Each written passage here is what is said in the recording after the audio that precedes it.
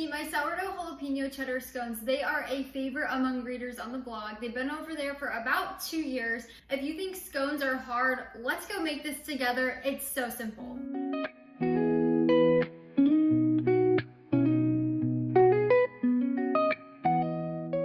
You can find my full written recipe linked down in the description below. Just click the link. It'll take you over to the blog where you can print and save anytime. There's also tons of tips over there, so go check that out. Before we get started, you'll want to preheat your oven to 400 degrees Fahrenheit and line a baking sheet pan with parchment paper. And then to get started, you'll want to grab a mixing bowl, a bread whisk, or a spoon, and we'll add 2 cups of all-purpose flour into the bowl, along with 3/4 of a teaspoon of sea salt or regular salt, and 2 teaspoons of baking powder. We're just going to mix this together to combine.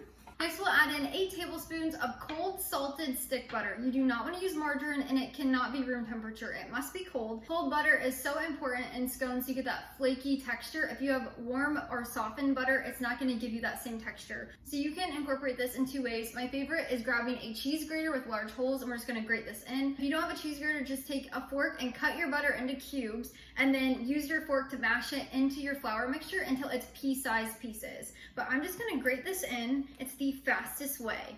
And then we're just going to stir our butter pieces around in here so they're evenly coated. You don't want to have a giant ball of them. Next, we'll add in 2 cups of mild cheddar cheese that's been shredded. I like to get a block of cheese and shred it at home, but you can also use store-bought shredded cheese. As well as 1/3 of a cup of diced jalapenos. So this is about 2 medium-sized jalapenos, and I like to take out the seeds and membrane so it's not so spicy. These scones are not spicy at all. They just have the jalapeno flavor. If you want them spicy, leave the seeds and the membranes in. And then we're just gonna stir this to combine. You wanna coat all of the cheese and jalapeno pieces with flour so they don't stick together and they're throughout the scones. Finally, we'll add in our 2 wet ingredients. So we'll add in 1 cup of sourdough discard, aka unfed starter. And finally, 1/4 of a cup of milk. You can use buttermilk or whole milk or any that you have on hand. And then we're just gonna stir this to combine. Once you have a crumbly dough, it'll look just like this. You're going to use your hands to combine it. So if you have a ring, make sure you take that off.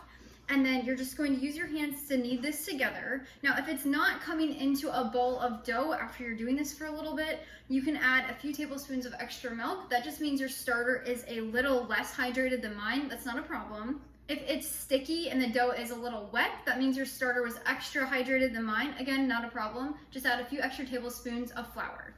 Once your dough has come together, we're gonna put it out on the counter. If you have a little crumblies left, that's totally fine. And then you're gonna grab a little bit of extra flour to dust your workspace. Now we're just going to use our hands to knead this into a dough ball. I like to knead it for about 10 to 15 seconds. That just gets all of the ingredients mixed together and the dough will be much easier to shape. Once you've kneaded your dough for about 15 seconds, we'll then use our hands to shape this into a disc. So I like to just push down, and then I like to just spin it with my hands, just like this. You'll want your disc to be about 2 to 3 inches thick. It doesn't necessarily matter how wide, you just want to make sure it's 2 to 3 inches thick. Once your dough is shaped into that disc, you'll take a bench scraper, a knife, or a pizza cutter, and we're going to cut this like a pie into 8 slices. So we'll cut it in half, and then we'll cut it in half again to make 4s. And then we'll cut each of those 4 in half, so just like a pie.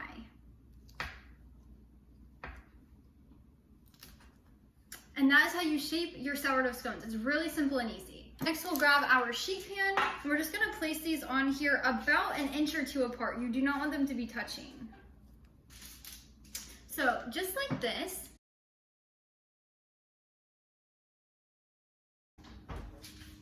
When they come out of the oven, they'll look like this. They'll have a little bit of like toasted cheese on the top. The bottom will be golden brown. They smell amazing. You can eat these right away, or you can pop them on a cooling rack and let them cool. They freeze wonderfully. They store great if you put them in an airtight container. I prefer glass. They'll last up to about 4 to 5 days at room temperature. I highly recommend reheating them in a toaster oven or an oven instead of the microwave. It helps them have that crunchy texture that we all know and love. Let's give one a try. That is so good. Until next time, go love your family and serve God one recipe at a time.